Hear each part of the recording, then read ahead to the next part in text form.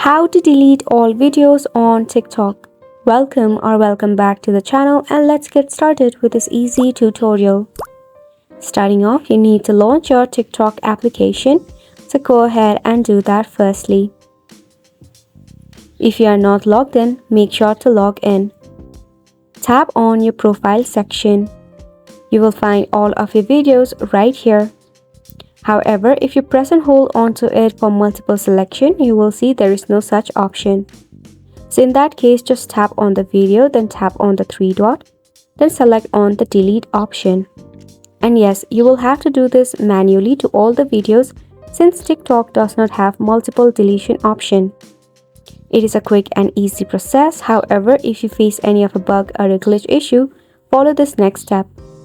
Press and hold onto your app to go to app info.